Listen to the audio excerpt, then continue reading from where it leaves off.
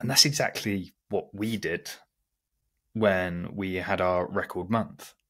Yes, absolutely. Yeah. We did phenomenally well, didn't we? We did, and it all came from embracing the constraints rather than. And to be fair to us, and to be fair to you, very easily could have gone into meltdown mode and throwing our toys out the pram, because the constraints essentially meant that the work we'd done for the previous 6 or 8 months beforehand was rendered pointless almost. Yeah, but it was about 6 to 8 months. Yeah, absolutely. Yeah, we threw it away. Yeah, effectively. But not once did anyone complain or hesitate. Yeah, nor did we hesitate. We saw the constraints, and we saw that the current business model overstepped those boundaries that the constraints were making. So it was like, well, it doesn't fit anymore. It doesn't fit in this tight little box that we're now constrained to. So we threw it away. Yeah. And then we asked ourselves, what do we do now? Well, we asked ourselves, we still want to have an impactful, top-class info business model that generates maximum profit, but we can't do it the way we was doing before. With these new set of constraints, what do we do? So we did something different. And what happened, Connor? We had a record month. 91k. Yeah, we didn't. There was no woe is me. And John made a really important point then. We didn't hesitate. There was no misery. There was no woe is me. We just knuckled down and made the decision quickly. What is it Dan Kennedy says? Swing the axe. Hard and fast. Yeah, probably a lumberjack said that first. Just to be clear for the listeners and the watchers here, these constraints we found ourselves under were not self-imposed. No. They were due to life events at my end and also to an extent at Connor's end. And they both just seemed to happen to they just coincidentally happened at the same time. We found ourselves life-changing. Yeah, we found ourselves in serious life-changing constraints we had no control over. What we did control 100% was what we did about them. Yeah. And that's what we did. And we made 91k in sales in April. We did, I think we've done about 110, 120 in the first quarter of the year, something like that. We did 120 since the constraints were placed upon us. Something like since that. We cracked ahead with the went full steam ahead with the full model, which is not bad. And 91 of those were in April, I believe, something like that. Yeah, in 3 weeks of April, to be precise. Okay, right, fine. So yeah, we were building a pyramid, multi-layer, multi-product, more mass market business. Circumstances changed. We recognized the new constraints that were placed upon us. We acted bloody quickly and asked ourselves the question, well, with these constraints, what do we do? And one of the constraints was, right, we need to make money a little bit faster now, wasn't it? And we are that confident. This can sound incredibly arrogant, but we are that confident that we can literally write our own checks. Yeah, well, we can. In the future. I mean, let's not beat about the bush here. We can. We decide our prices and we're damn good at fucking selling. Exactly. So that's what we do. We knuckled down. We built the solution, which was core control. And that's based off what? Our 30-year plus combined experience. 4 years working together. Core control actually came out in October, I think, but we dramatically up-leveled it. Yeah. In February. Yeah. But yes, absolutely. And all we did, just to make this painfully clear, we recognized the constraints. We made it very clear what the problem was, and then we raised a question to solve that problem. And then, because the quality of the question, we got a quality answer, and then we just ran with it. So if you're ever feeling stuck, don't know what to do next, just adopt a problem-finding mindset. Identify the problem, and then ask the correct question to solve that problem. And then your next steps will become very, very clear, whether that's with a project, where to take the business next, what to do with a member of staff. It'll help you identify those bottlenecks, and your job as a business owner is to just continually loosen and undo those bottlenecks so you can keep the business moving. Yeah, I think one of the problems people have is they want certainty. Now, it might sound a bit weird, and I don't fully understand it myself. I can't explain it, but despite my desire for routine and order, being autistic, I'm perfectly okay with uncertainty. So we understand marketing and business and sales at a very deep level. So we know more or less what works most of the time in most circumstances, but we don't know for sure what the result's going to be.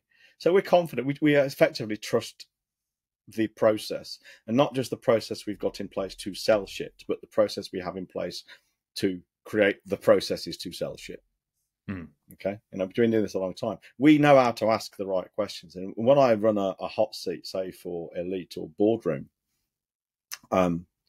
that's one of the most powerful things about it. The questions I ask, which are deeply uncomfortable, that have even grown men crying, but I know how to ask the right questions. This is one of the benefits of working with us, of course. The ability to ask the right question at the right time about the right problem. And demand an answer. I won't let you bullshit me. God. Got any stories about any people who have lived to tell a story that have tried to do that? Well, yeah, I mean, in hot seats, they don't do it. They do it for valid reasons. They're embarrassed. And often they don't even know it themselves. Yeah. But, you know, if someone's getting emotional in a hot seat, doesn't mean to say I then avoid the situation. On the contrary, their emotional reaction is telling me there's something there that they probably need to talk about. And it's not like I'm a bully. I don't shout and scream. But equally, I can be quite nurturing and gentle, but like a parent getting to the truth, you know? I need to know the truth before I can help you. Yeah. Lay out all the facts, which again is similar to identifying your constraints, right? Yes. Where's the points of difficulty here? Well, it's a really good example. There was one guy years ago, his marriage was falling apart, and everything it came down to was, I can't do this because my marriage is falling apart. I'm really unhappy at home. And really, when we went through this, I mean, it's obvious to me on the outside from about the first time he opened his gob, you need to end the marriage, you know? And that's what he was saying, but it was then, I want to get out, but I can't. I want to do this, but I can't. You can. You really can. Staying is a choice. Absolutely. And he eventually kind of grokked that, and I think they split up, and he's a lot happier now. But look at you breaking up marriages, you fucking swine. I can't even remember his fucking name now. I've got a picture of his. Well, I know who he is, but I can't remember his bloody name. It's right at the beginning of him. I wouldn't say how many marriages have you broken up to be forgetting names? So many women. So many young French men with glorious hair talking about sales. He did have glorious hair, didn't he? His hair was glorious. It's some good hair. But if I had that hair, you would take the piss relentlessly. Of course. Yeah, as you should, really. I think the gayest thing about him is that fucking necktie he wears. Yeah, what do they call it? A carafe? No, that's the thing you put wine in, isn't it? For fuck's sake, Connor. Holly, do not take that out. No, it's a cravat. Leave it in. Cravat, that's the word, not a carafe. Oh yeah, I said, Holly, do not take it out. Yeah, don't. I'm not embarrassed. You should be, mate. You fucking should be. I'd be embarrassed if I called it the Quran. What's that around his neck? Quran. Karen. That'd be stupid. Karen. Oh.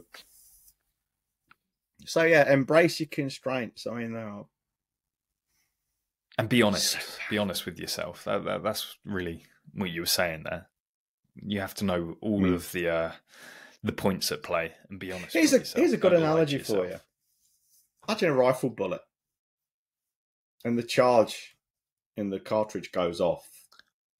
The barrel constrains the bullet and the gases of the expanding explosive to go only one way.